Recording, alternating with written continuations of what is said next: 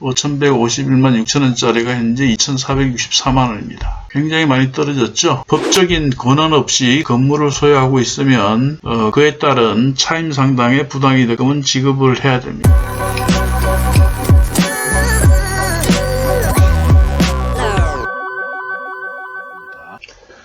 안녕하십니까, 조재팔입니다. 자, 오늘은 법정지상권 물건을 보는데 앉아서 분석을 한번 해보겠습니다. 물론 정확한 것은 현장을 답사하고 탐문을 하고 그리고 법정지상권 성립 여부를 판단해야 하겠지만 급할 때는 앉아서도 분석을 할 수 있습니다. 진주의 2019 타경 6972번입니다. 지목은 전이지만 농지취득 자격증명 제출이라는 특별매각 조건은 없습니다. 농지취득 자격증명이 필요 없다는 얘기죠. 자, 현재 감정금액은 3,850이고 최저가는 2,464만원입니다. 그런데 경상도 쪽 물건은 요 감정가를 보면 안 되고 감정평가서를 항상 열어봐야 됩니다. 무슨 소리냐 하면 경상도 쪽의 물건의 경우 법정지상권 관련 물건은 감정금액에서 30%를 저감시킵니다. 자, 여기 보시면 원래 감정은 162평방미터 5,151만 6천원이죠. 제시의 건물, 경매에 포함되지 않은 건물의 감정금액은 1,777만 5천원이고요. 자, 5,151만 6천원인데 감정금액은 3,850으로 되어 있죠. 그러니까 5,100 얼마에서 30% 저감시킨 금액으로 진행을 하기 때문에 그렇습니다. 그렇다면 현재 최저가 2,464만원은 감정금액 대비 절반 가격도 안됩니다. 그렇죠. 30% 저감시킨 것도 30%를 저감시켰으니 감정금액 대비 49% 되는 금액입니다. 자, 그러면 이 건물이, 지상에 건물이 있는데 이 건물이 법정지상권이 성립할 것인가? 우리가 법정지상권 성립 여부를 공부를 할 때 가장 많이 나오는 사례가 이런 겁니다. 토지와 미등기 건물을 함께 매수했습니다. 토지와 미등기 건물을 함께 매수하고 토지만 소유권 이전 등기를 하고 건물은 등기가 없으니 이전을 못하는 경우가 있죠. 이럴 경우 토지에 대한 저당권이 실행되어 소유자가 바뀌었다면 법정지상권은 성립하지 않는다. 다시 말씀드리면 토지와 미등기 건물을 매수하고 토지만 이전 등기 받은 상태에서 토지의 저당권자가 경매를 실행하여 그 토지의 소유자가 바뀌었다면 그 미등기 건물에 대해서는 법정지상권을 인정하지 않는다. 그 판례가 있으니 요 물건도 제가 보기에는 그렇게 보여진다는 겁니다. 그 근거는 뭘 보고 그렇게 판단하느냐 하면 등기부등본을 열람해 봅니다. 등기부등본을 열람하면 쭉 소유권 이전 변동사항이 나오죠. 2012년 4월 13일 날 소유권 이전이 되죠. 굉장히 나이가 어립니다. 박땡땡 이름으로 소유권 이전 등기가 됩니다. 자, 매매 목록은 제 2012-240호죠. 필지가 여러 개 필지일 때는 이렇게 매매 목록 사항에 매매 목록에 따로 표시가 됩니다. 거래 금액이 매매 목록 2012-240호를 봅니다. 매매 목록 2012의 240호 거래 금액이 2,500이죠.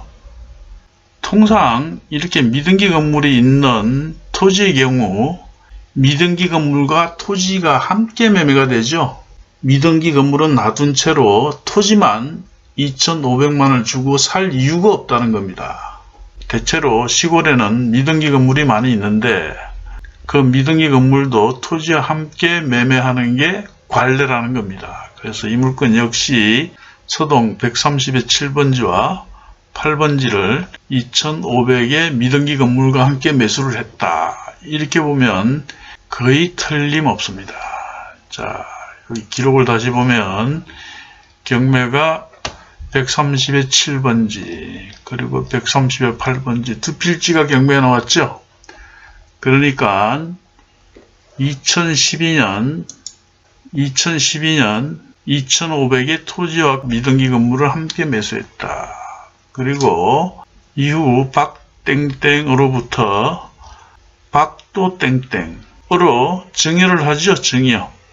여기서 증여를 토지와 미등기 건물을 증여를 했던, 여기서 토지만 증여를 했던, 이미 이 시점 2012년 시점에서 관서법상 지상권이 성립하지 않기 때문에 이후 순차적으로 이전을 받은 박땡땡 씨도 역시 그 지상 건물에 대해서 법정 지상권을 주장할 수가 없습니다. 설령 토지만 정의를 했다 하더라도 건물에 대해서 관서법상 지상권을 주장할 수가 없습니다.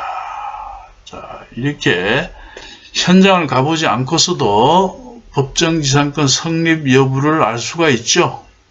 물론 여기까지는 추정일 뿐입니다.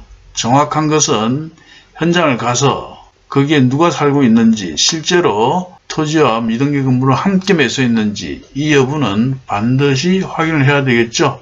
그러나 현재 기록을 봐서는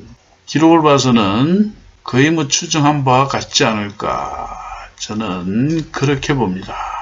자, 건물의 상태는 그럭저럭 괜찮아 보입니다. 좀 손을 좀 많이 본 것 같아요.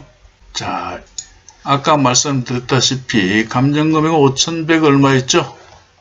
다시 한번 봅시다. 다시 한번 감정평가서를 보면 5,151만 6천원이죠. 162평방미터. 그런데 5,151만 6천원짜리가 현재 2,464만원입니다. 굉장히 많이 떨어졌죠? 그렇다면 현재 임무권은 법정지상권이 성립하지 않고, 또 만약 지료 청구를 한다고 합시다. 만약 법정지상권 성립하지 않는다면 철거 완료 시까지 부당이득금을 지급해야 됩니다.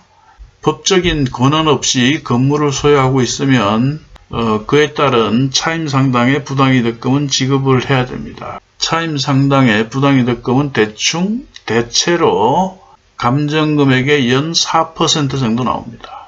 그렇다면 아까 감정금액이 5,100만원이었죠? 5천만원으로 잡고 4% 하면 연 200만원 되겠죠?